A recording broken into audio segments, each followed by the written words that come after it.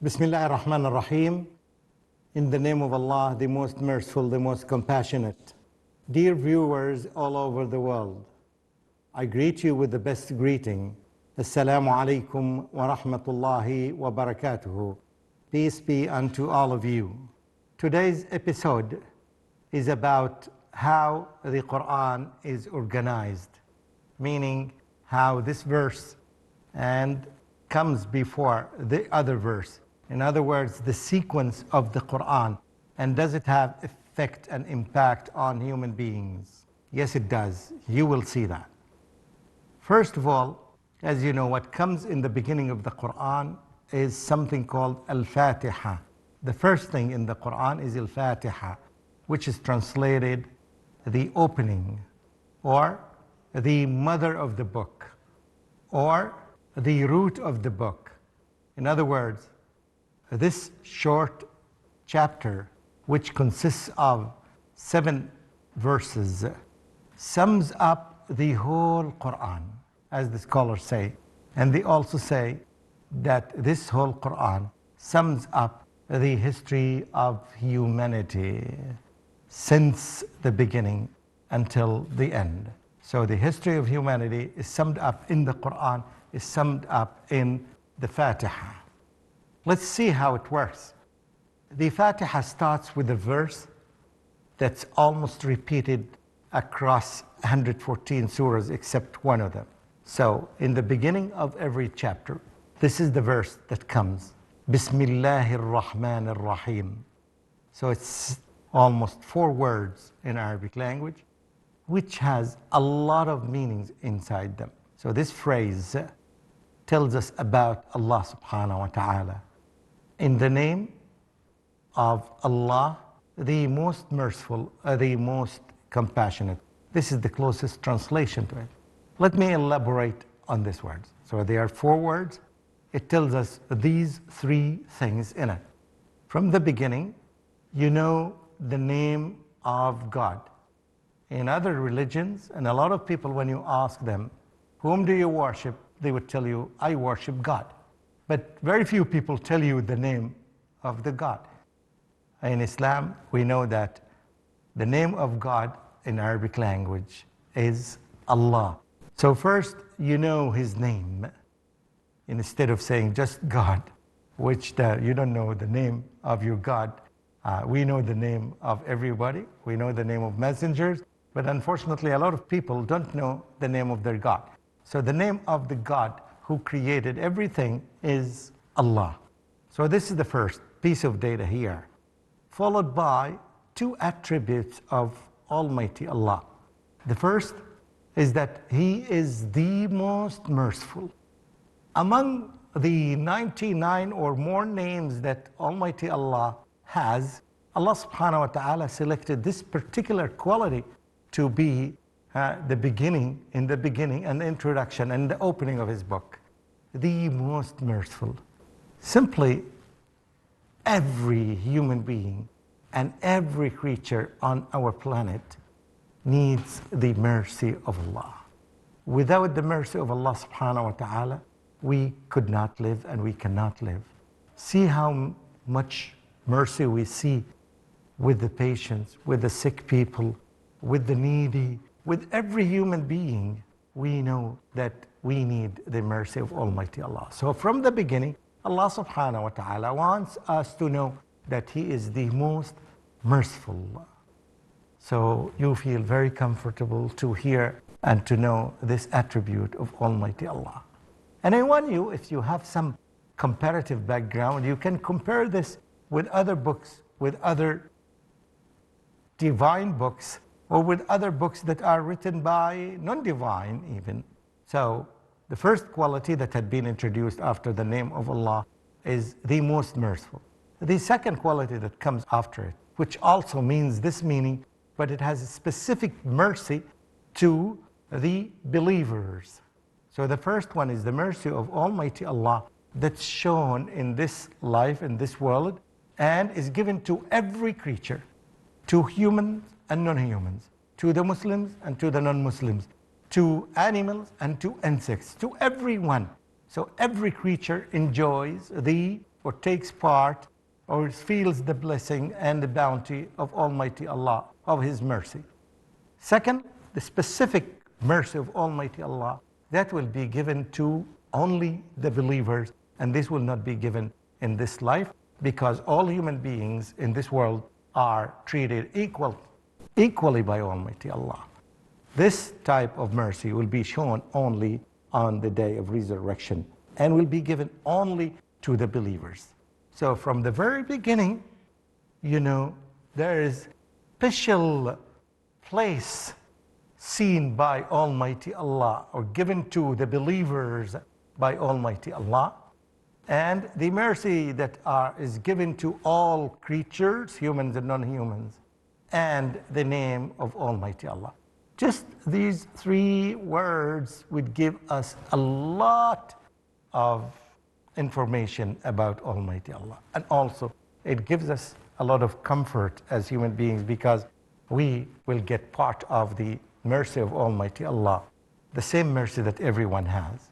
And there is a special status for the believers. This is the beginning. After the Qur'an introduces this three words, immediately comes the opening verse, which starts with Alhamdulillahi Rabbil Alameen. All praise belongs to the Lord of the worlds. And this is a very astonishing beginning. You only knew two qualities or three qualities of Almighty Allah, His name and two attributes. However, you start immediately saying you feel that you need, and He deserves to be praised from the very beginning. And you start by saying, I praise you, all praise belongs to you. Because it's something that even if you were not guided, something that you feel around you going everywhere. You feel that Allah is the one who created the sun and created the moon and created the heavens and created the earth. He is the one who created you. He's the one who gave you the sight ability and the listening ability and all these things. It's something that you see everywhere. So immediately, a person who is grateful to Almighty Allah would say, praise be to Allah. And here in this beautiful verse would have this quality of Rabbil Alameen, the Lord of the worlds. He's not the Lord of just human beings. He's not only the Lord of you as a human being, but He's the Lord of human beings. And He's the Lord of the galaxies. And He's the Lord of the planets. And He's the Lord of everything that you may know of or you may not know of. This is the beginning, and this is the Fatiha. I am not going to go through it. However, I will move to the second chapter that comes after Al-Fatiha. The second chapter is called Surah Al-Baqarah. In fact, this is considered the first chapter, but when it's added to Al-Fatiha, it becomes chapter number 2, because of the opening is considered as the first. So this is Surah Al-Baqarah, the longest chapter in the Qur'an. Again, I am not going to explain, of course, all of it, but I'm going to shed lights on the significance, how it is put into this order that came after Al-Fatiha immediately. Something amazing about this chapter, which is called Al-Baqarah, which means the cow, because there's a very important topic in it, is the cow. The beginning of it is like this. Alif Lam Mim. Alif is the name of a letter, Lam is the name of a letter, and Mim is another letter. So the Qur'an begins with these three letters, which is so significant, which most of the scholars who interpret the Qur'an would say that from these letters, who are part of the Arabic alphabet, the Qur'an is composed. It's the alphabet that millions of human beings know it. However, the implied question about it is, these letters that all of you know, the Qur'an is composed of it. And the implication here is, can you make something similar to the Qur'an.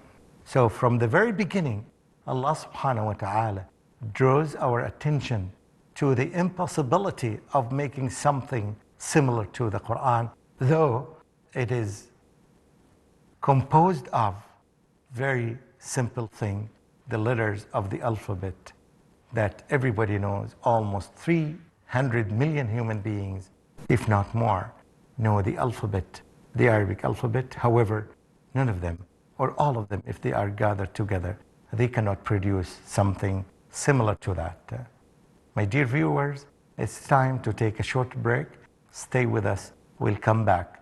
Wassalamu alaikum wa rahmatullahi wa barakatuhu.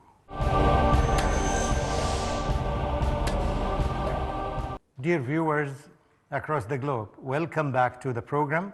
And the topic is how the Qur'an is organized, or how the Qur'an is put into this order that is available with us right now. I talked about the beginning of the Qur'an with the verse, in the name of Almighty Allah, the most merciful, the most compassionate. Then I moved to the opening of the book, this chapter, which is called Al-Fatiha, and which sums up the whole Qur'an. The Qur'an, which sums up the whole history of humanity and even the future of humanity. Then I started with the second chapter that begins with 3 letters of the Qur'an, and how significant this beginning is, because it implies a challenge to humanity, because although they know these simple letters, however, no one can produce something similar to the Qur'an. This chapter moves to another verse which talks about ذَلِكَ الْكِتَابُ لَا رَيْبَ فِيهِ. This book, there's no doubt, there's no flaw, there's no error in it. Here we find, after these 3 letters, the introduction here is talking about this book. And the most important information here is that this book is the most trustworthy book and the most valuable book in the universe. It doesn't have any mistake, it doesn't have any error, it doesn't have any flaw. And this simple thing that you think of is something you need to know when you read other books, because you would find no other book in the world that has this beginning. When you write a book, you have the feeling that your book is the best book from your own perspective. But just after a few weeks, you start getting feedback from people telling you that there was a mistake here, or there's a different opinion here. And you would start getting all these feedback to the degree that you feel that you wish that you had never authored your book.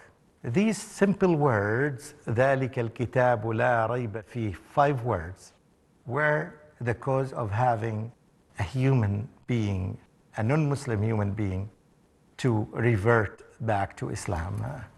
And this story took place in George Mason University in Virginia in the United States, when a student at this university was listening to somebody who was introducing the Qur'an, and he mentioned these 5 words, this book, there's no doubt in it. He immediately said that it's enough. I don't want to listen more, because this is an enough proof for me that this book is the book of Almighty God. Now, after Almighty Allah talked about the definition of this Qur'an, that it has no book, and then he defined the Qur'an. What type of book is the Qur'an? Is it a book of history? Is it a book of wisdom? Is it a book of the miracles that are mentioned, scientific miracles, linguistic miracles? What type of book? Where can you classify it? Can you classify it under geography, under education? Where can you classify this book? And here comes the uniqueness of the Qur'an. The Qur'an is defined by the following 2 words, هُدًى لِلْمُتَّقِينَ. It's guidance for people and guidance for, more specifically, for the believers. So it is guidance, a book of guidance. This is the definition of the Qur'an. So I wonder how many books any library would be classified in the same category of the Qur'an. We have many classifications, but unfortunately we don't have a classification for books of guidance. Perhaps the only book that stands unique there is the Holy Qur'an. So Allah subhanahu wa ta'ala, after talking about that, there is no error in the Qur'an, and this gives you the comfort, the trust, because you are looking for a book that has no mistakes. Every human being on the earth, when he or she reads a book, they need something real, something that says the truth, not something that has fiction in it, but it is something that says the truth. And here Allah subhanahu wa ta'ala talks about this element in the Qur'an. Then He defines the book of guidance. Then immediately comes something unique. Immediately after that, Allah subhanahu wa ta'ala classifies human beings into three main categories based on the belief, issue of belief. And this is from the early beginning, from the onset of the Qur'an, informs humanity how important the issue of belief in Almighty Allah, in God, is. So it classifies humanity into three categories based on their belief: the believers, the non-believers, and the hypocrites. Hypocrites who are basically non-believers but try to pretend that they are believers to deceive them. And this is the worst category, the hypocrites, as Allah subhanahu wa ta'ala described later on. But let me talk about this unique classification. When we see across the world, in all over the countries and the empires and the state that exist nowadays and existed earlier, the classification of human beings is based on something that's different from the issue of belief. You will find people are classified according to their colors. Something like white, black, yellow, red skins. All these colors, yes. And you can see something here. You look into that, you say that, is this classification fair? When you think of it, he said that this classification is not fair. Simply because none of us selected his color before he was born. Nobody asked you before you were born that you want to be black or white or yellow or red skin or whatever. So you had no choice in this issue. So how can people classify you according to this feature? On the other hand, you will find another classification according to their location. You call you Middle Eastern, or you call you Western, or Far East, according to the location. Again, when we were born, the same issue. None of us selected the place to be born in. If it was selected by our parents, but we personally, we did not have any choice in selected that location. So again, it's unfair. If I wanted to be born in India or in Japan, I had no option at that time. The same thing applies to the language. You will find people are classified by the language they speak. Some people speak Hindi, some people speak Arabic, some others speak English, and they speak different languages. And again, the first language that we learned was not our choice, but the other languages probably that came after that were our choice. But again, we are not classified according to the language that we learned. Rather, we are classified according to the language that we acquired, our native language. Again, when you look into these classifications, you go back and say, it was not based on my personal choice. It's something that is out of my hand. And it sounds unfair. From the very beginning, the Qur'an teaches humanity that the way the Qur'an, the way Allah subhanahu wa ta'ala views human beings is according to their own choice of the religion, according to their belief.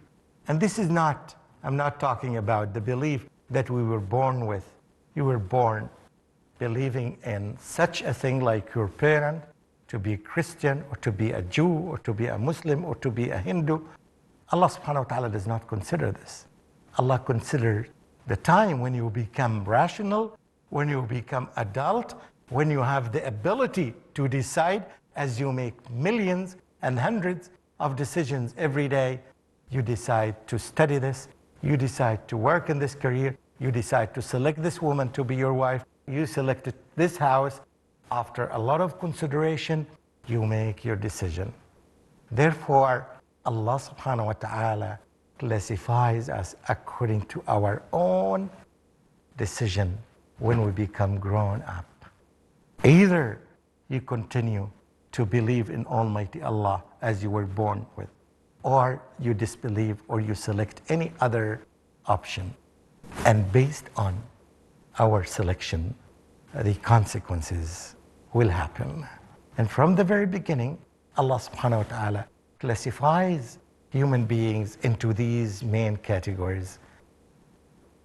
The muttaqeen, the believers, and al-kafirin, the disbelievers, and the hypocrites.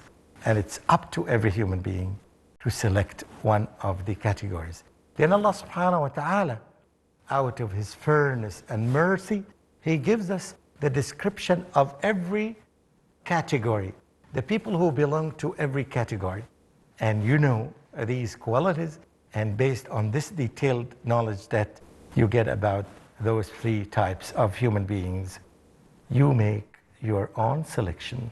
Brothers and sisters, you can see with me how the beginning of the Qur'an is completely different from any other book. And I want you to take only these 2 chapters, the beginning of them that I talked about. I'm not going to talk about 114 chapters of the Qur'an. I just gave you the hint, gave you the beginning. And I want you to study this very well, to verify it, and then to understand it. And then you can take it and compare it with other books. Compare it with any book, whether it's made by a human being or whether it's alleged to be made by God, and compare the beginnings, and you would see the big gap.